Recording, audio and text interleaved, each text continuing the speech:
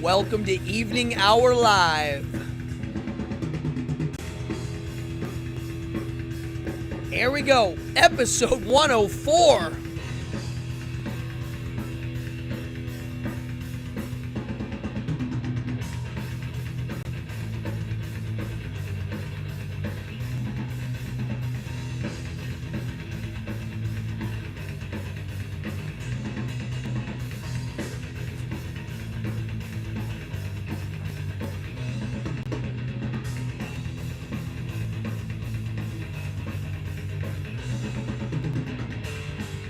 Oh yeah, let's do it.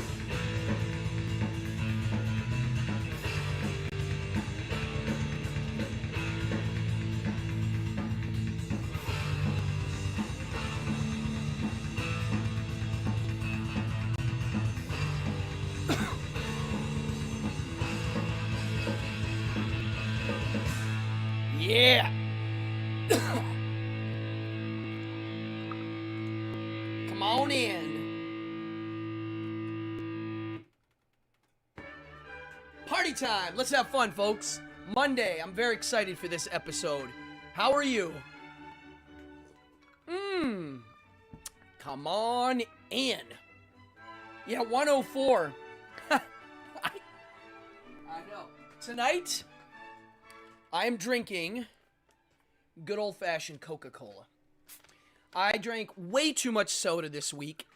I don't drink alcohol. I drink soda once in a while. And because it was a holiday, I indulged in lots of soda. So, I'm still on the soda. Oh, yes. Gargamel, my friends.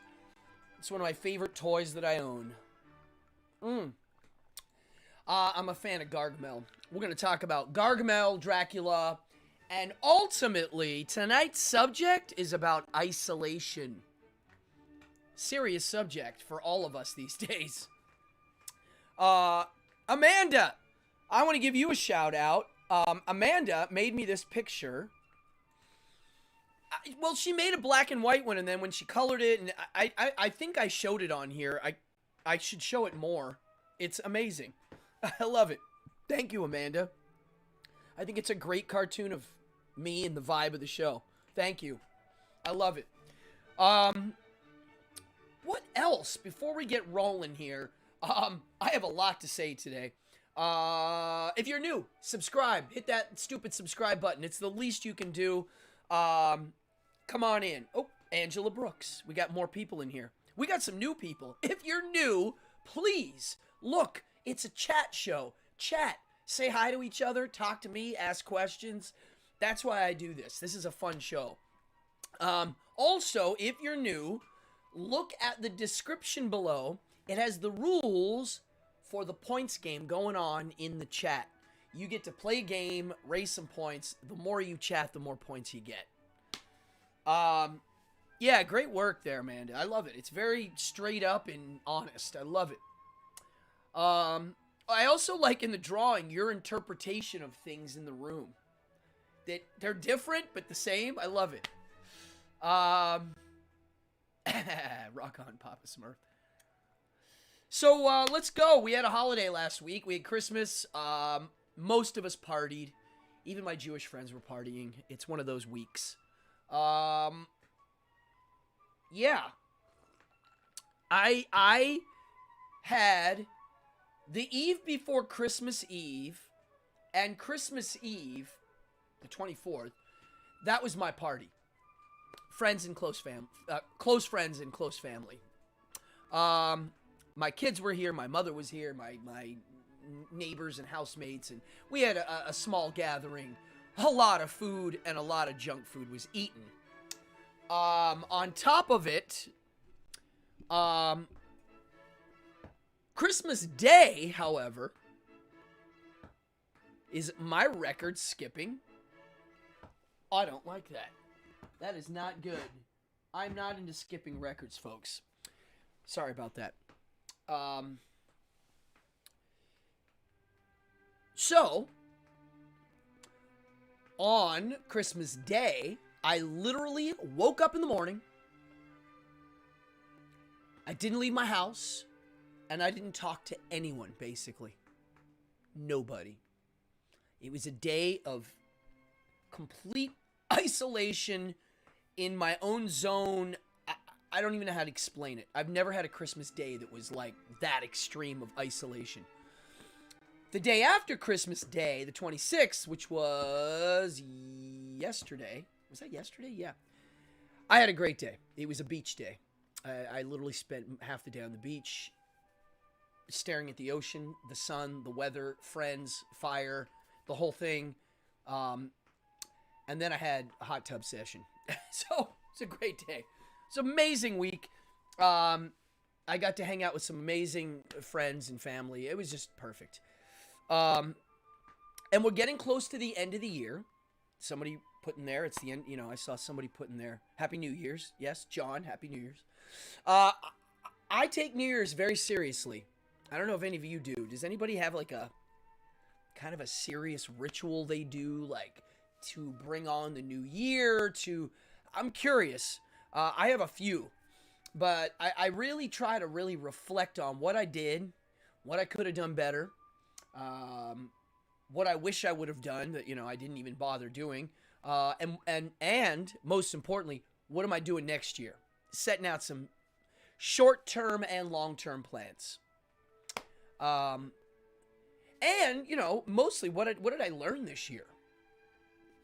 And, to be quite honest, and I am being very honest, I had the best year of my life.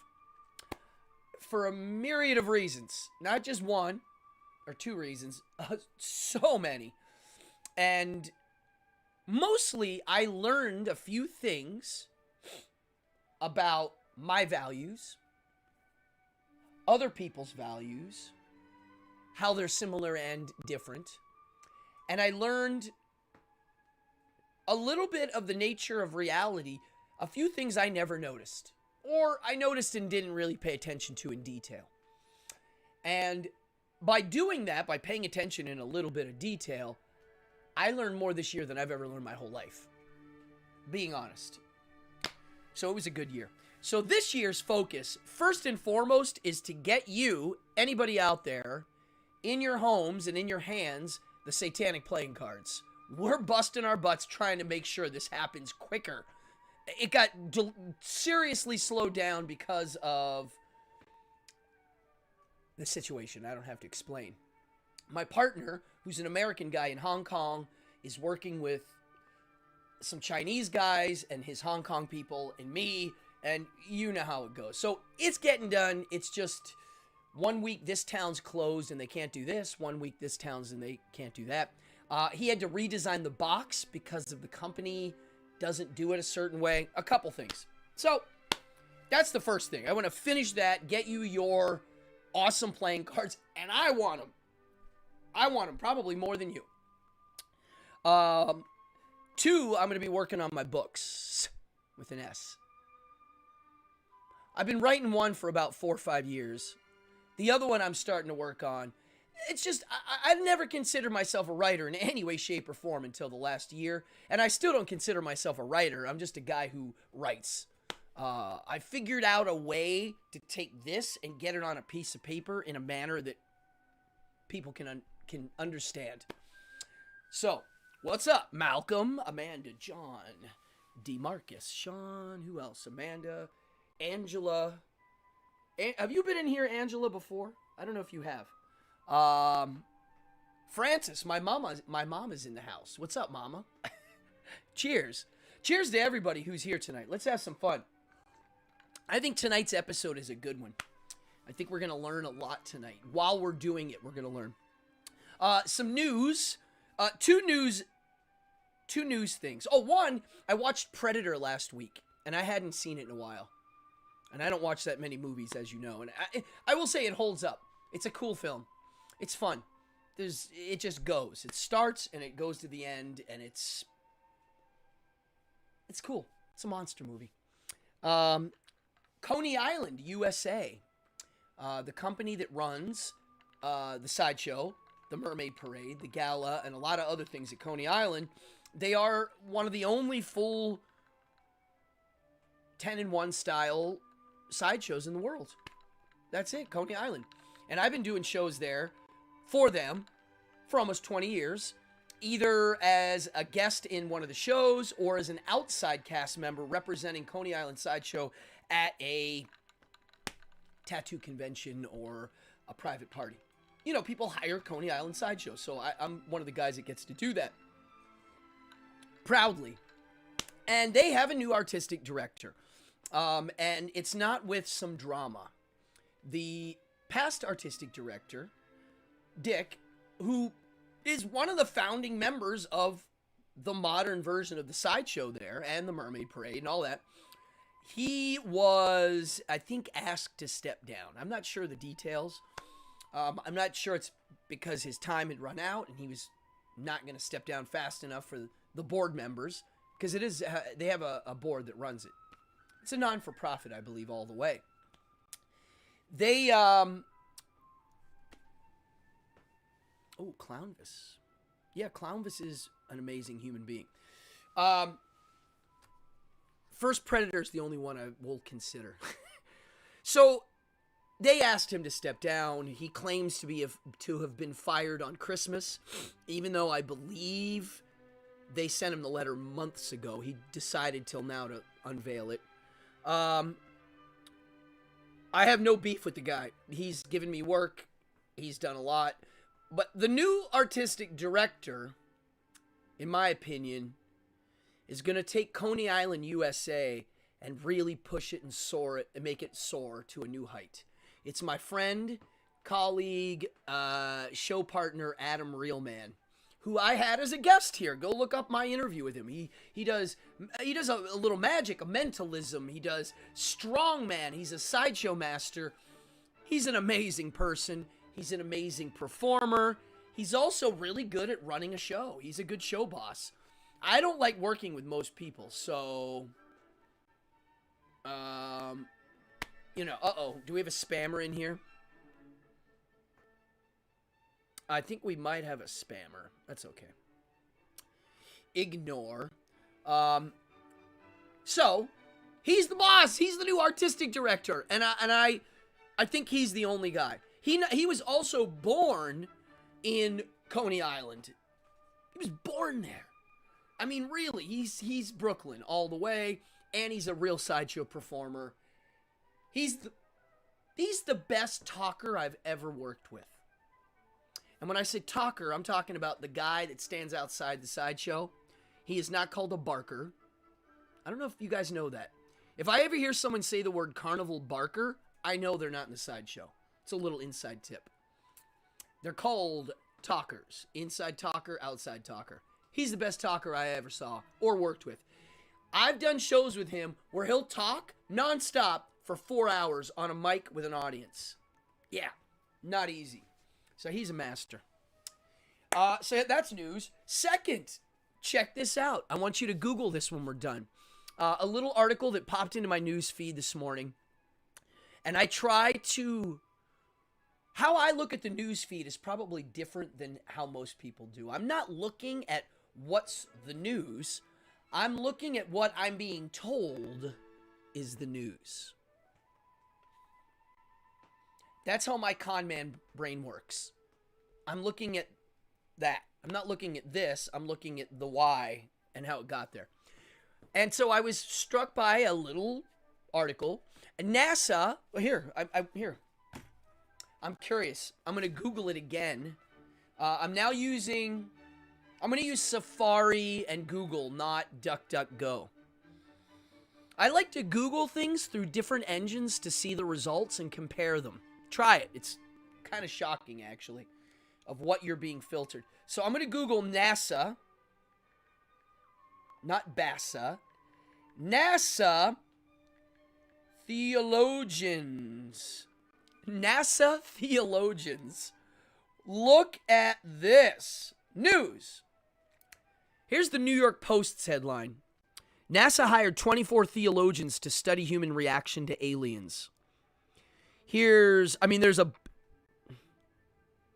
NASA signs up British priests to prepare for alien life. So, just that alone, that headline. Well, the truth I live in a world now where I don't believe that facts are actual facts anymore. There is a truth somewhere. It's just how close you can get to it. You might get here, you might get here. You're never right on it. No, it's impossible. Well, whatever this is, they're telling us that NASA's hiring theologians to get people ready for UFOs. I've thought about this a lot, actually. And I've listened to religious leaders talk about the UFO phenomena of the last 4 years. If you don't know what I'm talking about, just look it up. All the world governments, including ours, now admit there's unexplained phenomena in the sky. It's not that it's an alien, but when someone says they don't know what something is, it is a sign of weakness. And our government doesn't like to be like, yay, we're weak and don't know something. So the fact they're doing it, either A, they really are scared and like, well, I don't know what this is, or B, they're doing it to cause something else to happen. I don't know. It seems more like the first one because all the other government agencies have been doing such for a while and we haven't. So, very curious. So here we go. What do religious people think about UFOs? It is a wrench in the engine of sorts. Doesn't necessarily fit for... Oh, yes, Fallon. Babooyah. Cool point. Fallon says, yes, searching via different search engines. Even more fun is via a VPN through different countries. I'm sure. I don't have my setup like that yet. My son does. So I've seen some of it. It is kind of cool. Yeah, so, I mean, honestly, I don't think people do well when presented with stuff like that, the alien thing, because it really is a wrench in the engine. Yeah, I don't know. I don't know what to think of it. There's not a lot of info online about it, other than a couple news articles. Probably all citing one article. Oh, that's the other thing people don't know that happens in the news. You'll see one news article. Well, you'll Google something and you'll see a million news articles. But what most people don't realize is they're all from the same source. It's from one article and they all kind of stole it. Boom, you see? Yes, Mark. Yes. Mark just pointed something out. These kinds of articles are almost always tied to some book launch, and this one was no different. Oh, there you go. Hey, Sherman, how are you? Cheers, buddy. Or an idea they're just trying to spin. Someone's like, hey, go spin this. I mean, really, I can't believe people don't realize that our government, the Chinese government, and all the world governments pay YouTubers to do certain things online. That's a fact. And if anybody wants to go at it on that one, I'll show you. You can literally see the different YouTubers saying they're reading it. Given to them. Here, read this. It's kind of shocking. When I first started seeing it, I was like, oh, no wonder the algorithm game is intense. How do we know that certain people don't pay to do certain things with certain algorithms? Does anybody remember when Captain Marvel got bad fan reviews before the movie came out? Oh, so Rotten Tomato took a bribe and got rid of the fan reviews in one day.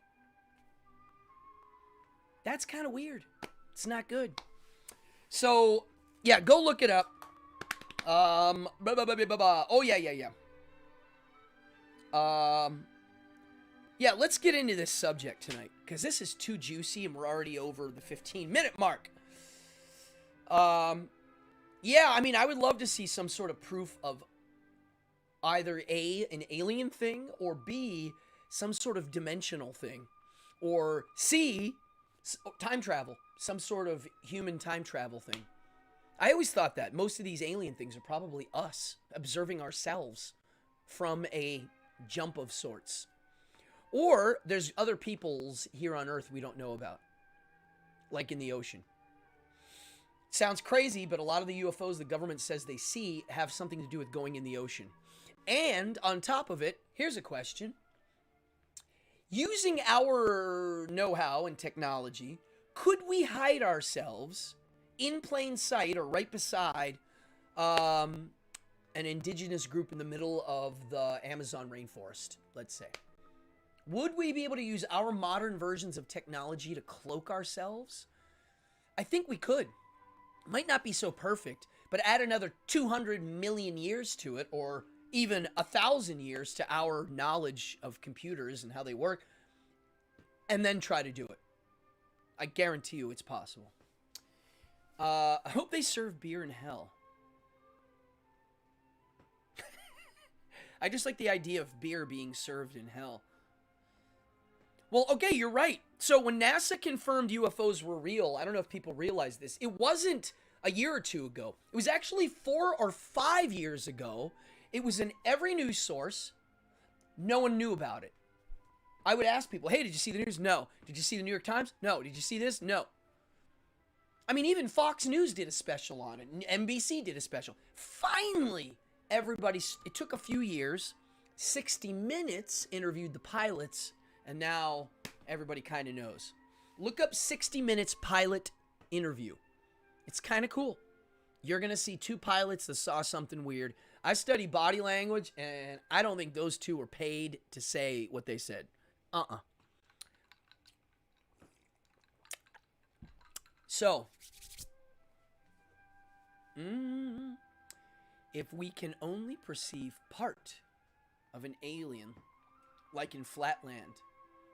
Wow. So Sherman just brought up something pretty profound, actually. Thank you, Rick. That there could be an alien sitting right beside me here right now, and I might not be able to perceive it with my 5 senses.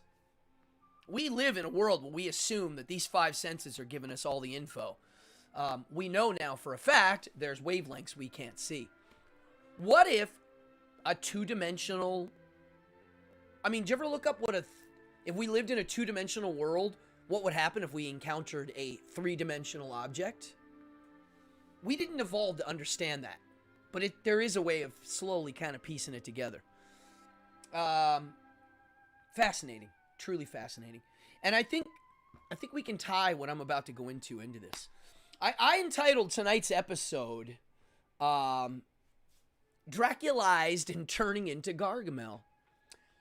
I like Dracula. I always liked Gargamel.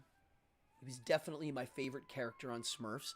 I only have 2 Gargamel toys. I have these little figures, and I have a... Here.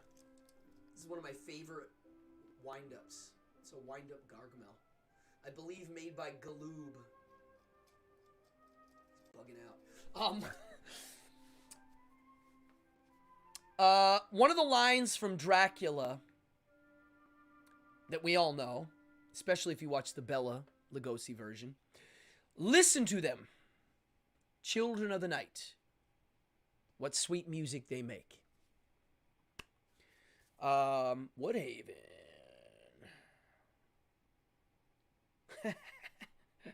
A friend convinced you that Jesus was an alien? Interesting. I'm curious of the notion of that one. That's kind of cool. So listen to them, children of the night, what sweet music they make. Now, that's cool, but I prefer the Frank Langella Dracula. I don't know if anybody remembers. I think Peggy knows this. It's, listen to them, the children of the night, what sad music they make. The scene is Dracula and a lady, and they're on a balcony of sorts, kind of like Romeo and Juliet.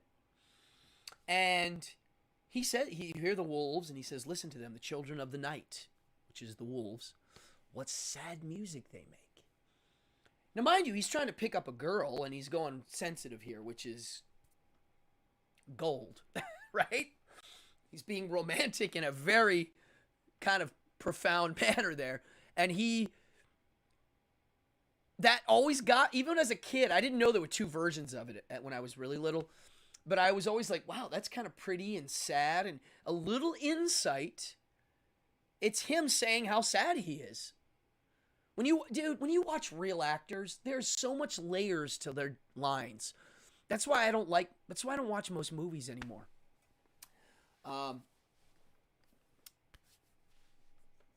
This notion of Dracula being lonely, I always used to think about, and a lot of people in the scene that I'm in, we all like Dracula. Seriously, I mean, most people identify with him in some manner. I will say, most people identify with Dracula more in a kitsch way and not in a philosophical kind of different value way. Like I would say most gothic people, they like the clothes, they like the mood, but if you tell, most goth people that I would encounter, they didn't have the same views as life and death that I had. And sometimes were quite shocked when they would hear my views of life and death. Still to this day, when I tell people I don't really mind people dying, they like react, and I'm like, well, I can explain. It's not that I just feel that way. I have reasons for all of these. It's just not like the way most gothic people I know, they're not looking at the dark part of the under part of who the character actually is and what he might have learned. I mean, think about somebody who Dracula's not intentionally isolating himself. He can't go out in the daytime. I mean, he can, but he's kind of weak in the book. In the book, he can walk around in the day. Let's just assume he can't.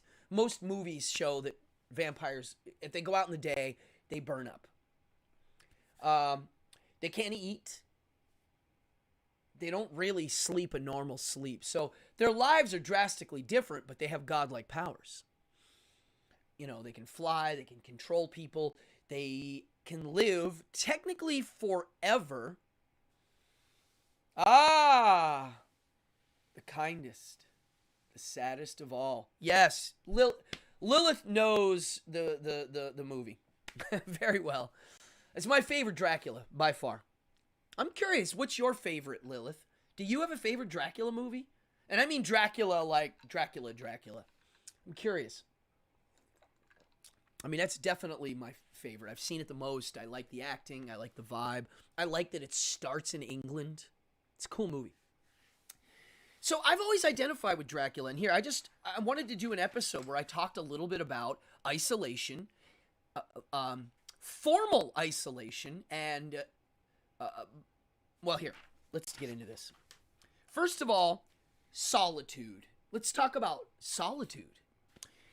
Here's a Nietzsche quote from Thus Spoke Zarathustra I thought was cool. It is what one takes into solitude that grows there, the beast within included. Now, I like that take, meaning, oh yes, she says I love to be frightened. I mean, that dinner party scene, well, party, it's just the two of them, is beautiful. I can identify with that movie in so many ways, it's shocking. I'm going to watch that one this week. I'm going to watch it.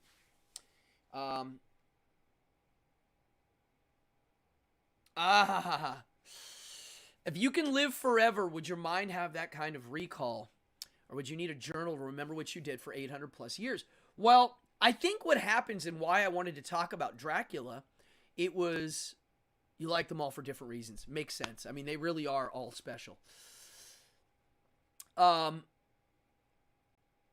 notion here that Fallon just wrote about remembering 800 years, it's why in role-playing games I always considered elves to be kind of assholes, is because they've been there and done that. Once you've lived a large life and you've been there and done that and met everybody and done this and done that, and you start to lose something. Like, you don't care anymore. If you watch What We Do in Shadows, that's what that whole show's about. What happens when you can live forever? What kind of decisions do you make? How do you think? What do you value? What's valuable when you literally can't die? How do you, and how do you look at people? Like, what do you think about them? I will say I can identify with it a little bit, and I want to talk about that at the end. From a version of solitude of sorts. The capacity to be alone. So, oh, this is deep. The false self. So here's the little thing to think about. Our personalities. What we like, how we behave, our body mannerisms, all of it comes from our data processor being around others and reacting and responding. I wrote this down. Our personalities become a reflex of how others want us to be. So whatever's going on here, our personalities are kind of like a reflex to what that is so that we're included. It's our fear of being alone. It's our want to be in a group. So I thought, well, Dracula, does he want to be in a group? Probably not at this point. It doesn't mean he's not lonely. But does he want to be a part of a scene, a community? In the movie Dracula with the Francis Ford Coppola, there Dracula looks like he does. He wants to go hang out in London and be part of the scene. He's tired. He wants to go back to it. Only lovers left alive. Ooh. You might get tired even of those you deeply love. Wow, I love that. Yes. Yes. If you could live that long, yeah, you'd be like, I've had it. I've had enough. But this notion of our personalities being a reflex to those around us, when I started really delving into that, I thought, wow, like, we're going to go to, that's the end of the show. Let's wait for that. I used the word Draculization in the title. And I think Magister Joe Netherworld used that a lot. I remember talking to him about people becoming Draculized.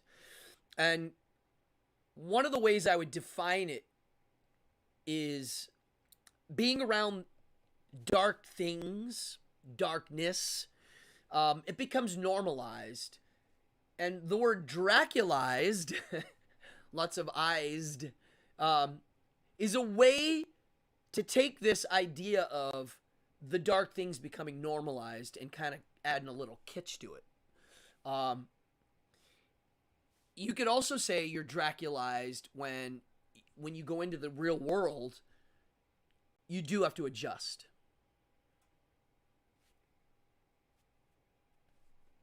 Daily. I gotta remember who I'm, because I do spend a lot of time alone and with my select friends. I am social, but when I think of my social life, it's very interesting. More than half of it is paid. Meaning, I'm being paid to be there, to be social. Is it social? Yeah, I'm still meeting people and having fun, but I'm being paid to be there.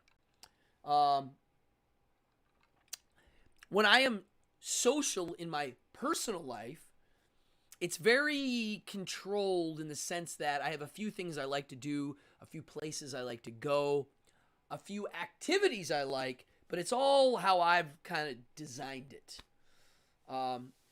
Let's Draculate this room. Yeah, well, there he is. I mean, so Draculize, Draculate, there's also just an aesthetic to it. But I like to look at Draculization as more of an internal journey. Oh, yeah, forced into solitude. So how about this as a form of Draculization? Because I always thought when Dracula walks out at night, he's just like, all right, what's for dinner? And what kind of wild fun can I get into? The world is his oyster at night, not in the day. He loses it in the day. That's the sacrifice. And he's vulnerable in the day because he's got to kind of hide out. But aside from that, seeing the world as a place for you to go learn from and to make money and to, for the con man types, take money from the dummies and to give money to the people you want to give money to or whatever.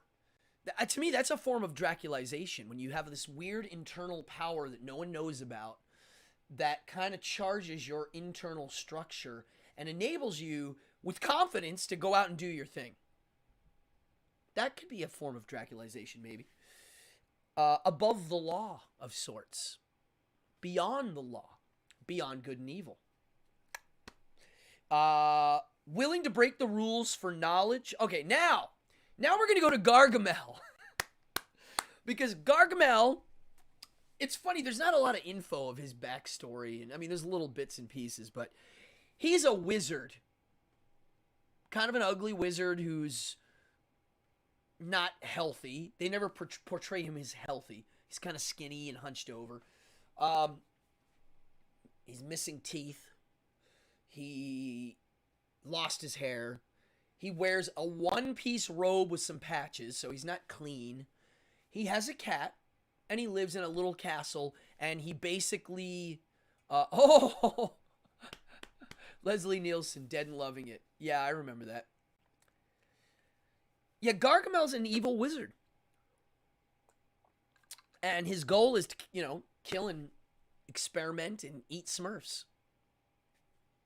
Gargamel was voiced, anybody remember? Paul Winchell.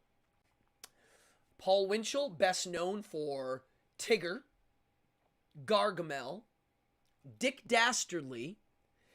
He's also a very famous ventriloquist from the 60s, and his partner was Jerry Mahoney and Knucklehead Smith. And he also invented an early form of the human heart. Paul Winchell, look him up. Cool guy. I learned a lot from his ventriloquist book. So you got Gargamel. Now Gargamel's a little different. He's forced solitude. Right? He's like, I'm going to go hang out in the castle and practice all day. Willing to break the rules for knowledge. He's able to do experiments no one's willing to do. Why? Because he's an evil wizard. Putting yourself in uncomfortable situations for growth or power. That's Gargamel.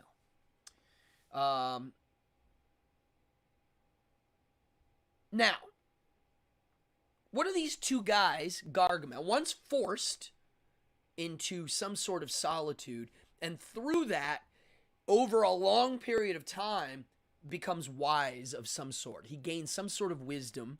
And the other guy, the Gargamel types, they are the types that force themselves to do that for knowledge.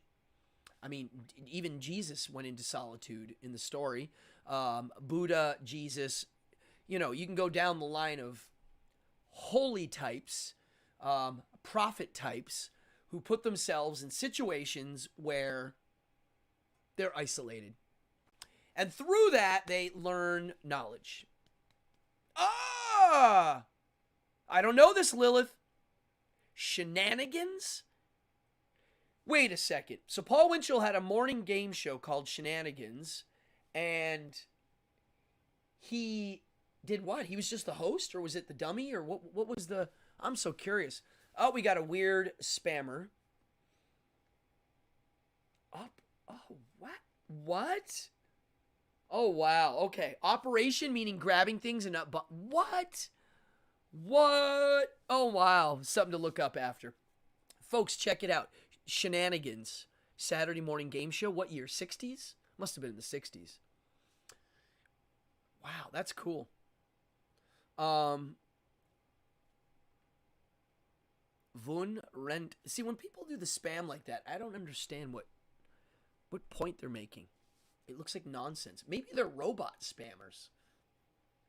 Who knows? Dracula. Wisdom. Cultured. Dracula was cultured. Well-traveled. Very different value system. Beyond good and evil. He is a predator. Oh, yes, he is. Top of the food chain. Above the law. Laws start to not make sense. Yeah. Gargamel, self-imposed isolation, experiments, breaks the rules, doesn't care that people don't like him. finds comfort in that, maybe.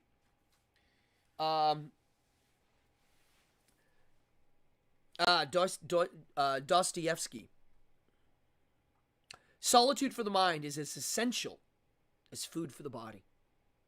Solitude is where we forge our characters. Yeah, okay. So let's talk about what solitude really does to you. I spent a lot of time alone when I was a little kid. Now, I had friends. I had the neighborhood kids. I had my cousins. I had some schoolmates that would come over, right? That was always there. But most of the time, I was home alone. My sister was too old. Like, she was 9 years older than me. So she didn't want to hang out with her. You know, when you're 18, you're not hanging out with 10-year-olds for fun. You might babysit them, but that's it. So, oh, you don't see the spam? I see UGTSPR as a name. Vun Rent, they wrote, whatever that means. Maybe you don't see it. So I spent a lot of time alone, doing shows for stuffed animals, creating weird rituals, writing poems, doing a lot of things, practicing, whether it be magic or whatever.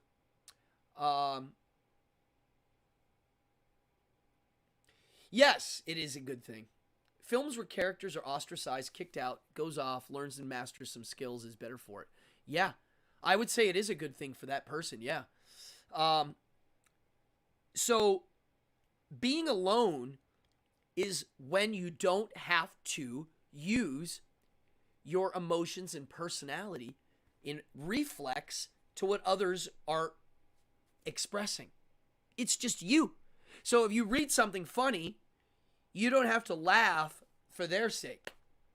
If you see something scary, you don't have to act scared or not act scared because of who's around you. If you're watching a movie and you want to cry, literally there's no one stopping you.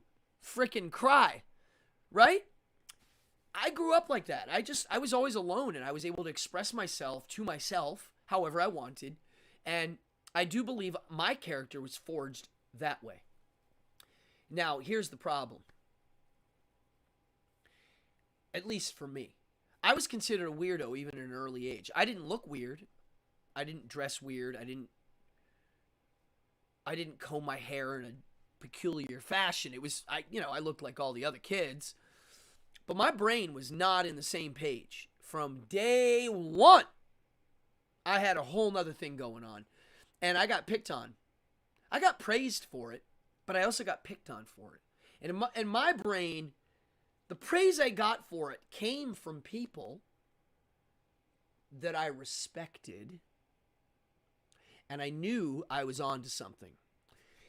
The people that didn't praise me, I was smart enough to realize not only did I not need their praise, I didn't want it. I didn't need it, I didn't want it, and it showed me who they truly were. That's how I grew up. So the benefit of solitude, and this is something fun I wrote down,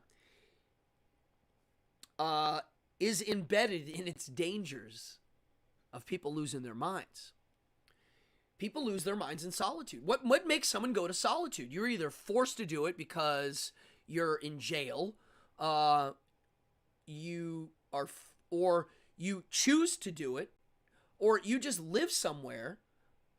I would say, the pandemic caused force-type isolation. In our country, we didn't have guns pointed at us to stay home. You could still go hang out with your neighbor. And believe me, people did. I mean, come on, let's be real. I lived in a home, and we all hung out with each other. I mean, we're all here. That's it. I'm not going to isolate from the dude living right. If we're going to catch it, we're all catching it in this situation. And they live above in different apartments, but we still made a little scene out of it. There are countries that wouldn't allow that, and they would chase you down and arrest you. So that's forced. Imagine what that does to someone not prepared for it. I'm used to being isolated. I'm used to making money, not making money, making money, not making money, no money, no money, no money, no money, lots of money, no money, no money. I'm used to this. I'm also used to sitting around and writing on paper and going nuts with my own thoughts. But a lot of people are not. And if you are forced into solitude, you have to deal with yourself. And if your character that you are, your literal who you are, is completely fabricated because of the people that you've hung out with your whole life and their influence and their values are your values and none of them came from your actual natures, and you had no input, when put alone, not good. Anybody know about Vipassama meditation? I've been told I should try it, or do it, not try it. I'm very curious. Basically, it's a form of meditation. It's a free thing, too, I've heard. When you go do it, it's a Buddhist thing. And I'm not a Buddhist in any way, shape, or form, but I do think some of the things used in practice can be useful.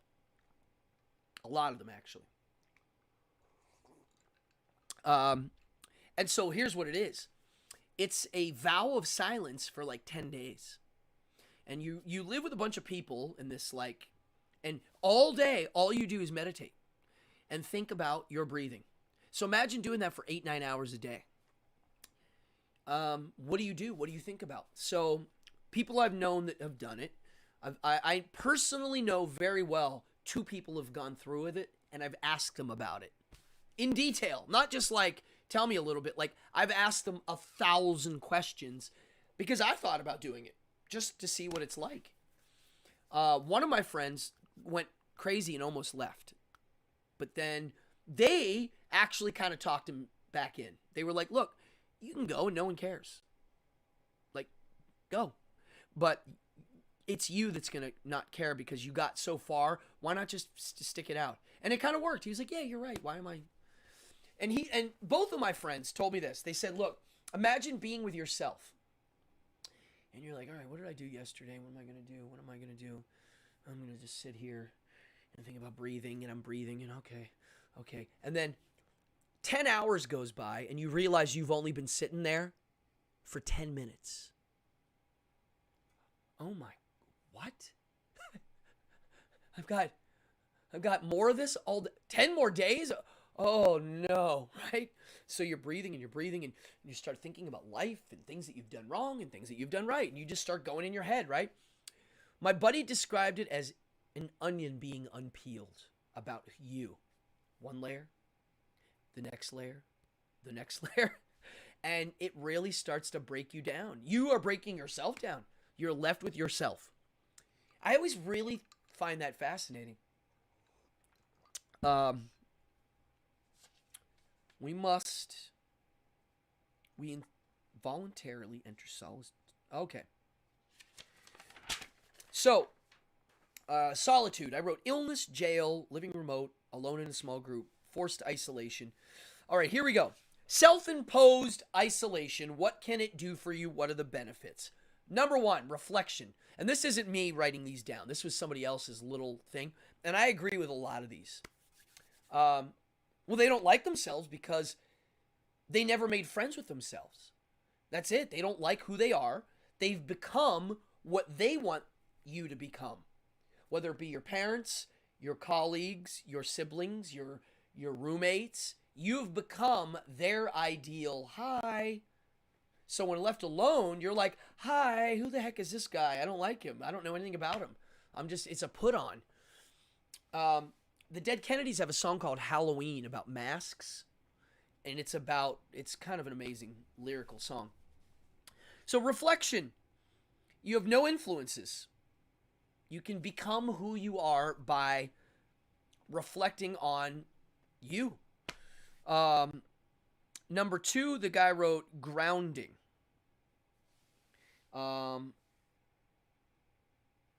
Okay, disconnect from self to living in... Okay.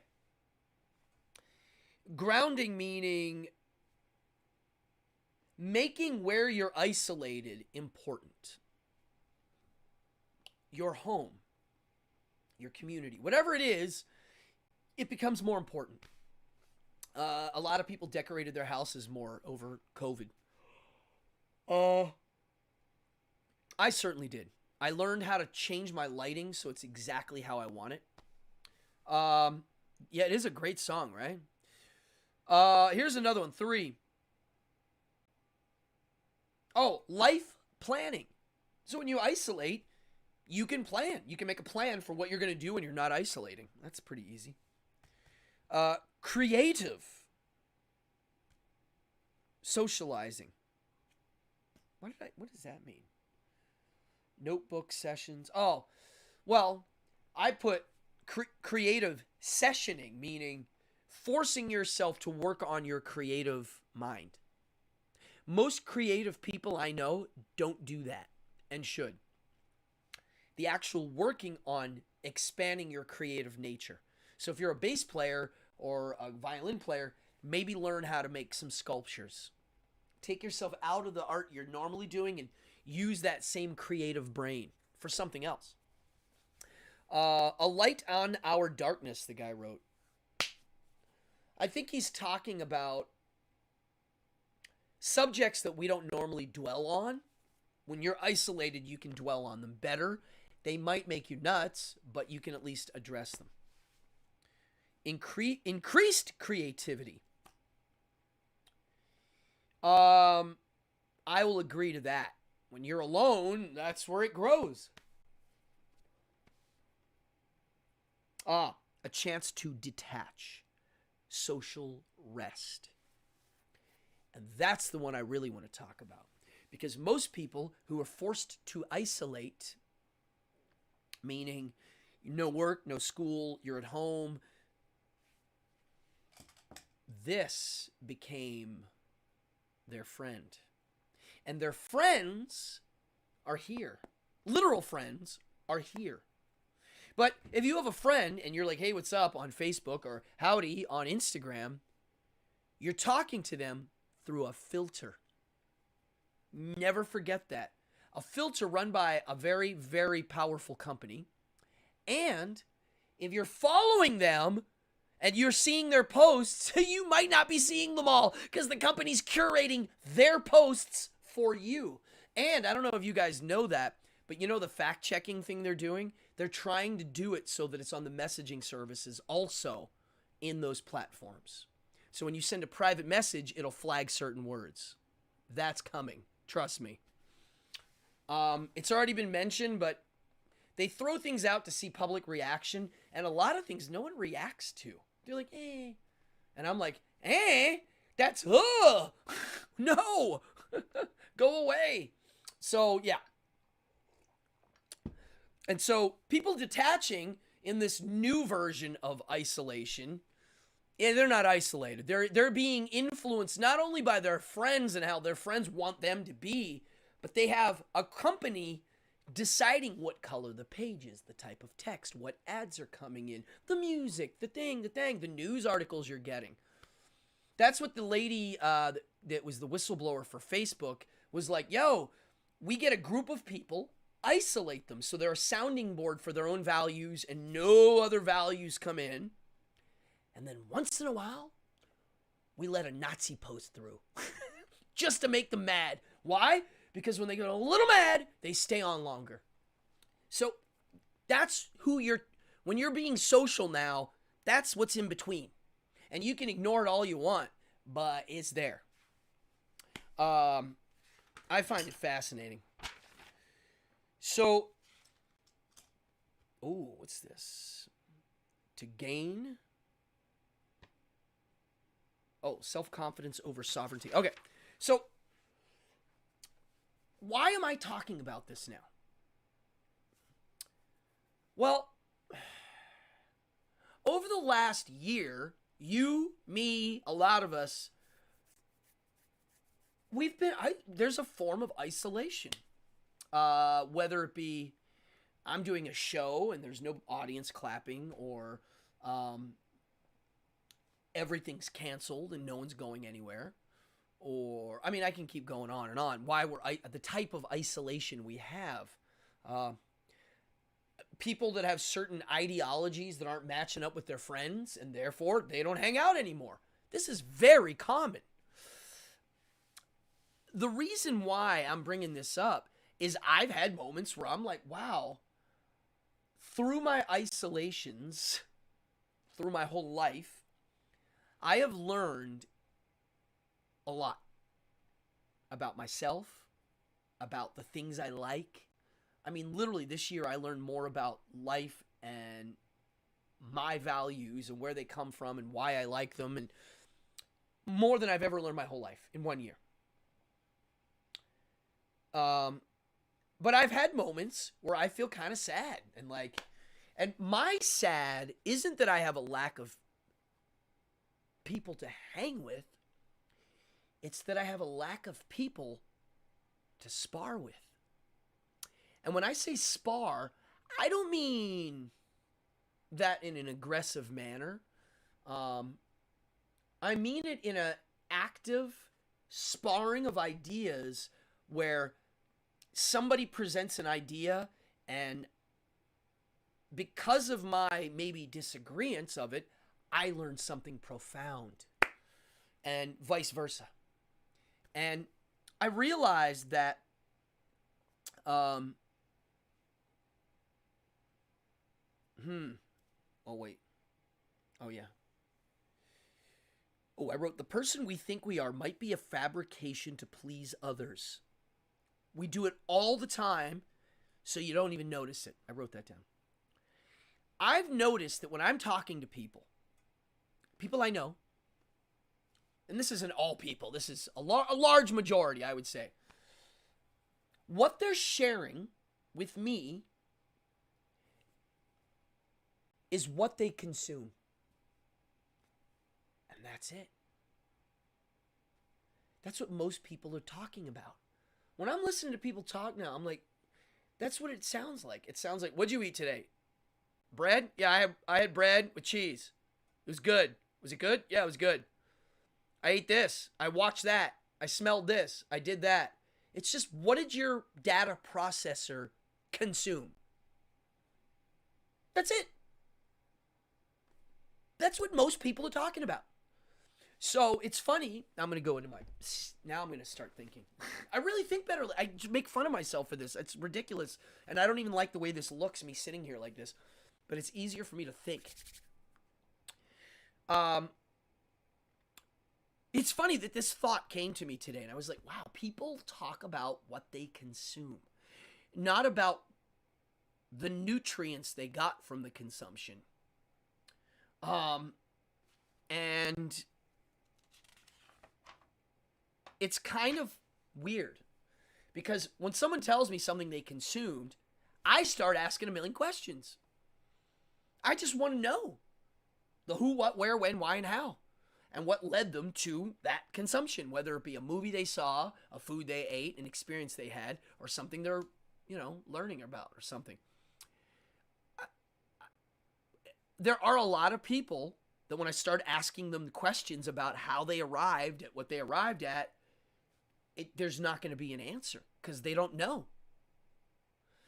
And it drives me nuts. And so through that, I feel isolated. I feel bored and isolated. Like, God, like, I want a juicy subject. Like, I know I have certain friends, and if I call them on the phone and we talk about anything, it could be about plastic Gargamel, it quickly turns into something practical or something that we're growing on or learning about or an idea we were toying with last week.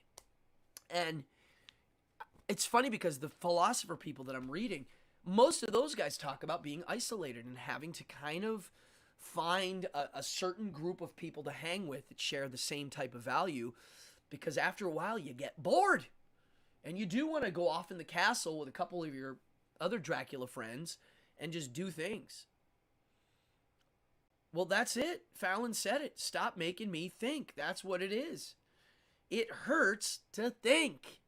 Now, I can get mad at people like that, or I can go, they evolved to be that way. That's how natural selection said that is actually a trait that's going to make that guy survive in the moment. I don't have to like it. I don't have to cater to that, but it is what it is. We are isolated with a communication tool designed to please the advertisers. Oh, yeah. We're isolated with a communication tool designed to please the advertisers and the shareholders. That's the end of this gadget is that. It's not for the betterment of humanity. It's to make money. Never forget that.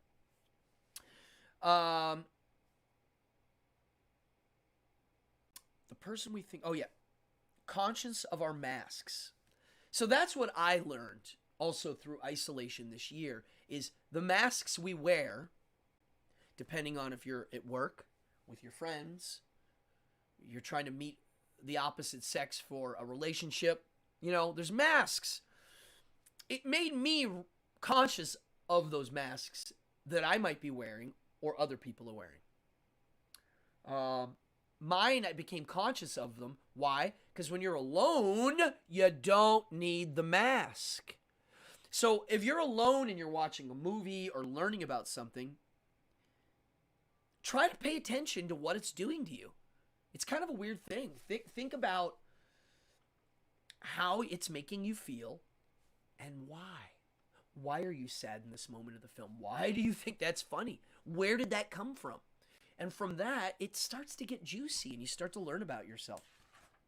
I don't know why I wrote this down. It's a form of isolation experiment. And yesterday, in one of my hot tub philosophy sessions, it came up and I told my friend about it. I thought it was very interesting. And I think you will too.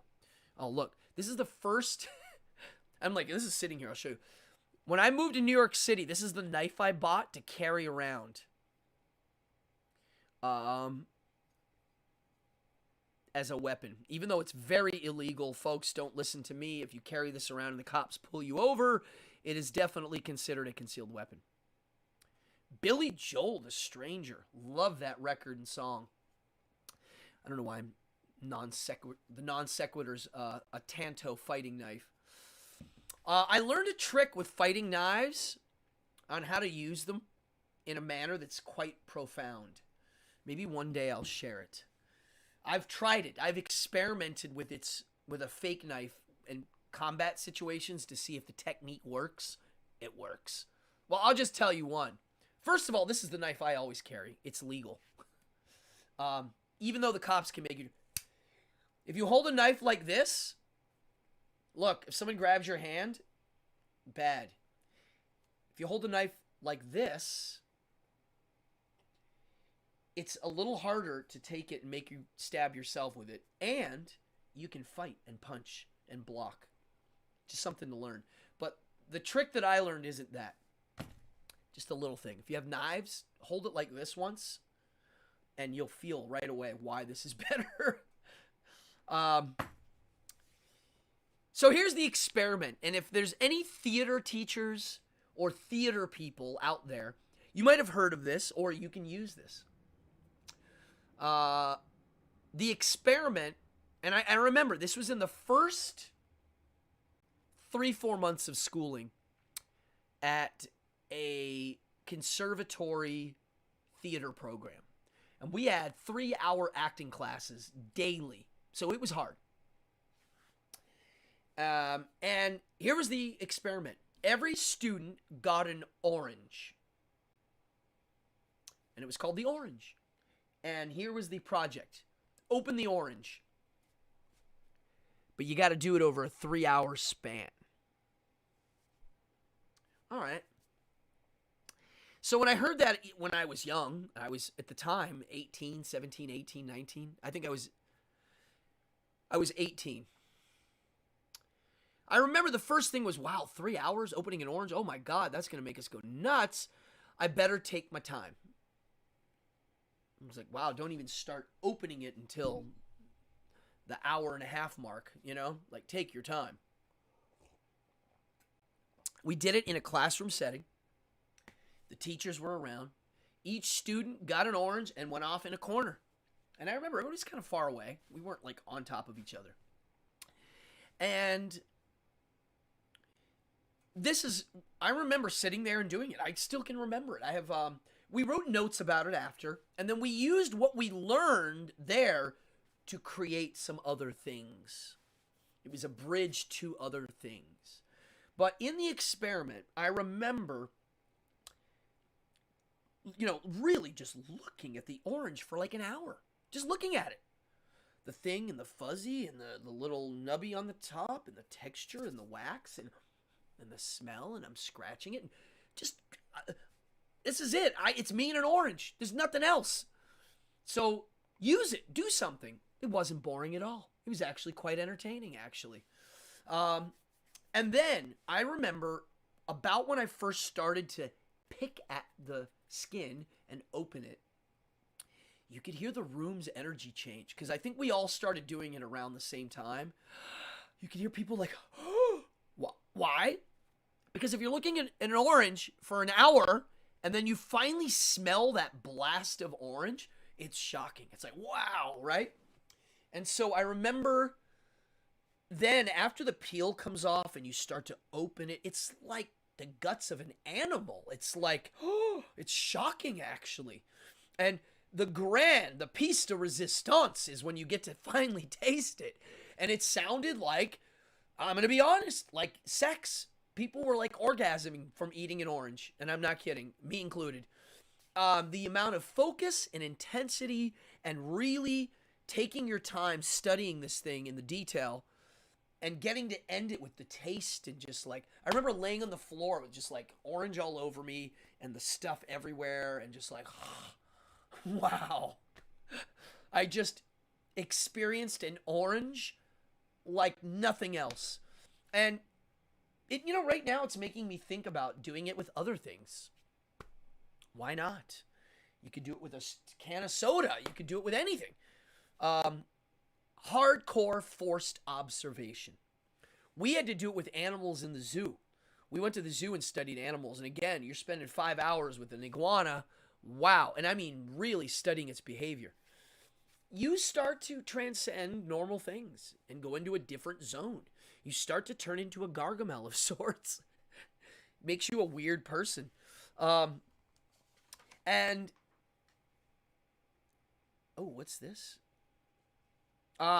Healthy isolation. So what do? We're all watching this, right? You're like, yeah, living in the moment, and it is. Okay, so here, this is great. You're right. It is a great analogy. You're going to open it because you're really not in the moment. You have a little bit of a projection. You're going to open the orange and eat it. We all know that. So you can't forget that. But in the meantime, take your time. Smell the flowers. Look at the texture. Look at things you normally wouldn't care about. The wax on the orange. I mean, just there's so much. How do we use all of this isolation going on? Whether it be because of COVID or the work, or you just want to try it. Well, of course, you got to be healthy with it. Whether you're going to be fasting or not talking or whatever.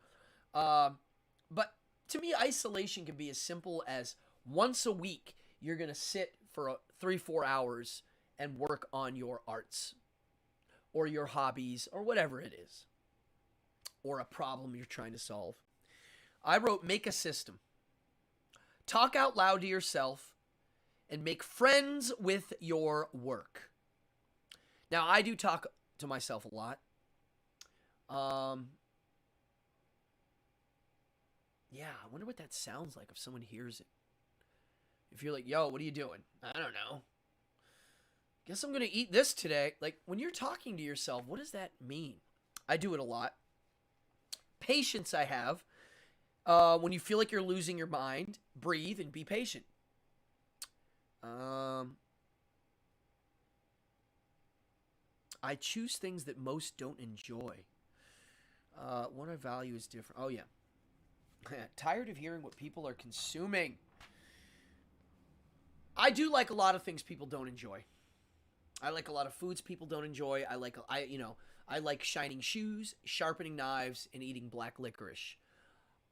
I have a very old person taste in my brain, probably because as my mom's watching, she'll tell you, she and we all grew up around a very old school group of people, my mother included.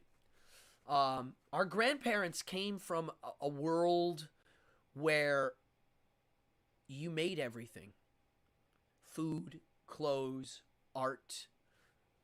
I'm going to show you. This is my, I don't think I've ever shown this on here.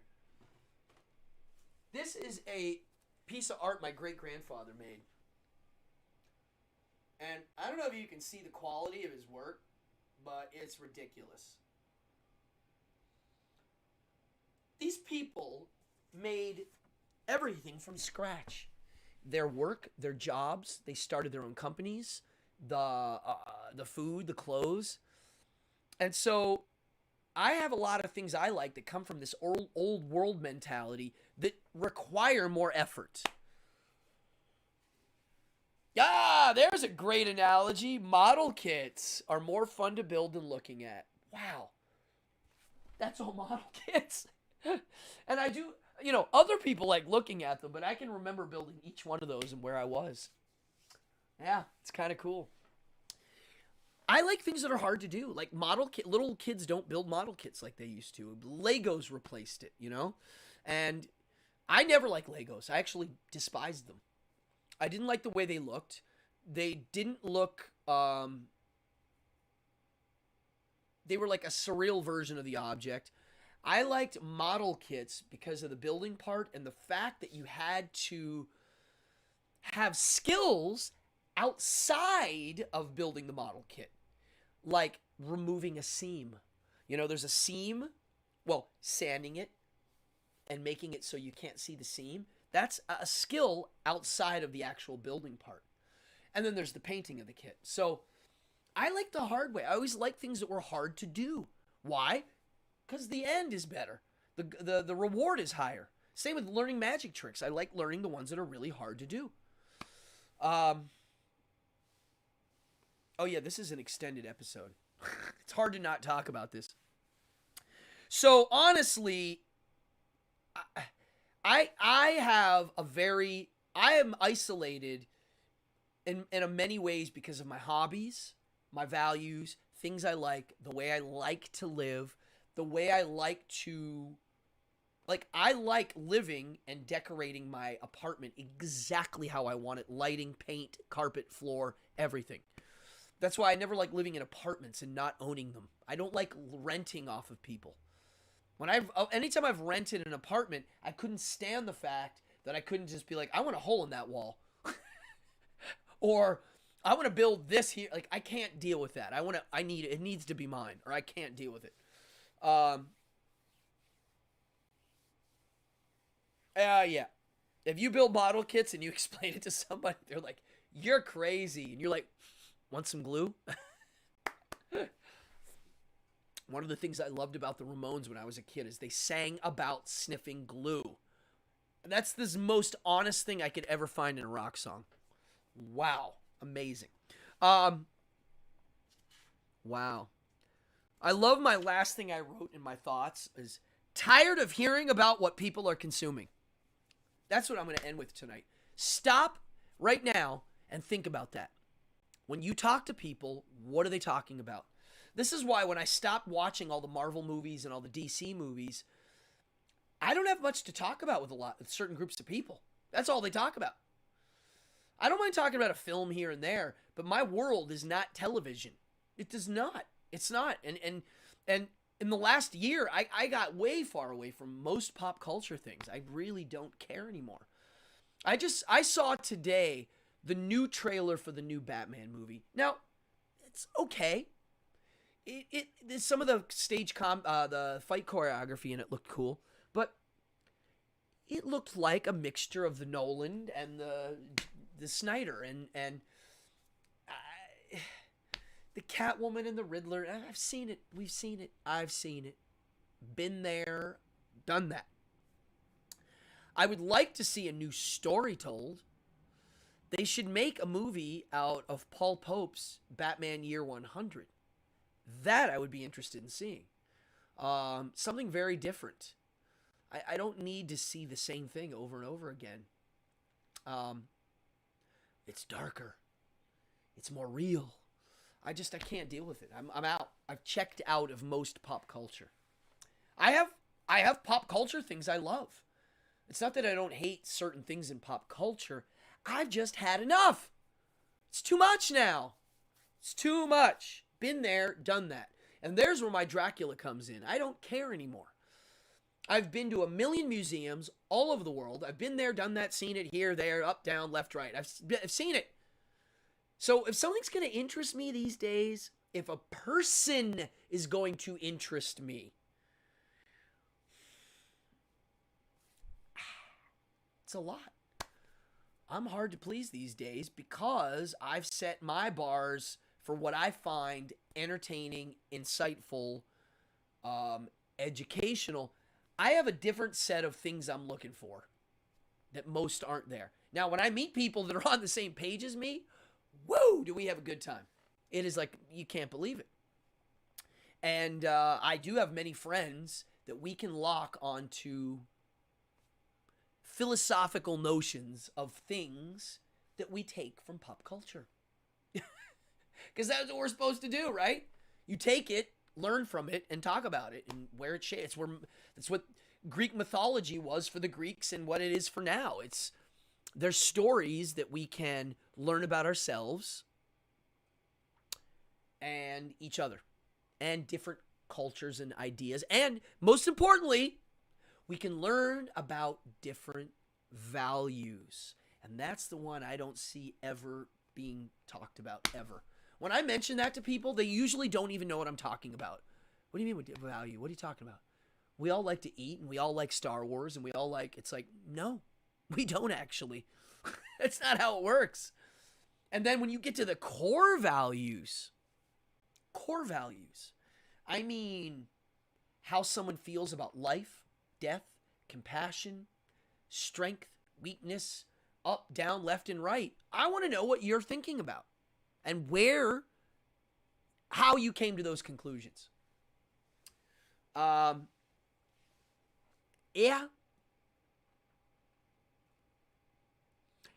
I mean, the new Batman movie, yeah, that's exactly it, Ruby. They need, if it costs this much money to make, they have to make this much money back. And so to do that, they've got to do certain things. That's why I always thought when people vote for things or people are picking something, you're going to get the most watered down version of anything good. Because if everybody think about somebody that everybody likes. There's usually something disingenuous about it, maybe. Because what's Dr. LeVay's quote? I never liked anybody that loved everyone. Is that it? I'm butchering that. Please, someone help me with this. Oh, Rockaway Beach Polar Bear Club. Yes. And you ready for this? It's very funny. I'm going to mention something about that. Polar Bear Club last year was canceled at Coney Island. They didn't want people hanging out. I don't like canceling outdoor activities, even amongst this stuff. I think it's silly. And no one's going to tell me not to get in the ocean. If you do, you're going to have to put a gun on me. And even then, I still might run in. But I decided to do it at Rockaway Beach last year. I actually think we filmed it live. I might do that again this year. We'll see. Yes, they have been politicized. Very true. So Coney Island this year's having it, and a lot of my friends are going to go there. But then I read they're not checking vaccination. They're not doing that. It's on the beach. But you have to register. And if you don't register and you don't have the register bracelet, you're going to get a $150 fine. So here's what I have to say about registering to get in the ocean on New Year's Day. 2 frickin' middle fingers. Stuff it up your ass. I'm not registering to participate in an activity that requires no registering. It's ridiculous. And I'm curious of why they're doing that. No clue. No clue. And all registering, it doesn't mean much. You make a little donation and you sign a waiver and they give you a bracelet. I'm like, sign a waiver? Oh, so you can't sue who? No one's putting a gun to anybody's head to jump in the ocean, and most people don't get hypothermia. It's so rare. It doesn't happen. Oh yeah, you guys watched last year. Yeah, Lilith, you watched.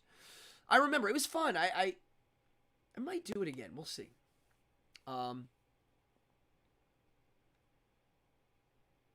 Yeah, I'm not sure. It's coming up. I mean, it's great. People can donate whatever they want to the cause. It's a fundraiser. I think it's to send underprivileged kids to camp. That's fine. But I don't need to register. I'll just donate the money. I don't need the bracelet and the signing of a waiver, and I'm not signing anything. That's like running the Bulls. When I did running the Bulls, do you know how many people ask me? They're like, God, I'm sure you had to sign a lot of waivers. Waivers? There ain't no waiver for that thing. If you're crazy enough to get in that bullpen, there's no waiver to sign. It's swim at your own risk at that point. That's how I feel about beaches too. But at any rate, I will be doing polar bear this year. It's not as exciting for me to do polar bear anymore, and I'll tell you why. We have a cold plunge in our backyard, permanently set up. Now, there's a hot tub 10 feet away from it to make it easier, but it is kind of awesome. So I'm getting used to jumping into cold water on a regular basis. I've been doing it about once a week. My housemates upstairs, they've been doing it like daily. I do once a week. But yeah, folks, we got a new year, 2022. And I'm going to make it count like I made this year count. I'm not going to lose my mind. I might lose it a little bit, but I'll try to lose my mind in a healthy manner and use it to my advantage if I do. But I've got some big goals this year. One of them is to finish one of my books. At least finish it. The publishing part, I will get to that. I might self-publish it. I don't know. I have some things to say, and I think people will enjoy what I have to say. And I'm trying to make it fun and informative, which is what I'm only trying to do on this show. All right, this show went long, and that's cool. I had a lot to say. Folks, if you are new, hit the like, hit the subscribe, hit the notify. It's the least you can do. If you're the donating type, yep, that's fine. I will not say no. There are donators out there. Totally cool. It goes right into my shows. I live full-time from performing, so I welcome them. But most importantly, the like and subscribe. I've been trying to get to 1,000 people. It's hard. If you YouTube the words, how do I get more YouTube viewers, you should see what it tells you to do. It tells you to do 4-hour shows with pretty much no content. Daily, every day. That will get you there. And I'm like, I can't physically do that's a full-time job. It will drive me crazy, and I don't like content-less shows. I like things that have something actual to say. Watching someone play a video game and just go, oh, look at that tree. Oh, look at that. I don't know how people do that. I don't know how people watch it, let alone do it. So, not for me. So I'm going to do it the hard way. I do everything the hard way. I love you guys. Thank you so much, everybody, for tuning in. I mean, you can see this chat is pretty awesome. Ooh, what's this say? Modern stories seem to lack the subtle parable element. Well, okay. I disagree. I think modern stories do have certain parables. It's just the parables are political things and social issues, not values and some core things underneath. It's a little different. That's why I like the whole notion of when I see social values being thrown into films for social values' sake, I get mad because I'm like, you can see it. It's not natural. It's foisted upon. It's like, oh, there's that, right? I do see that. I don't see it done on with subjects that to me mean something. It's harder to find. Zombies. Yes. Zombies is right. I mean, how do you snap yourself out of the zombie mode? Hey, I'm guilty of it too. I'm not claiming it doesn't happen to me. It's hard. There's a lot going on. And we're living in a world where the influences coming at us, there's not only a lot of them on a 24-hour cycle, they have neuroscientists and millions of dollars helping them do it. Think about it. Just think about it. I don't have an answer. It's just a thought. It's observations, thoughts, and me trying to figure out how to position myself. That's all. Thank you, Lilith.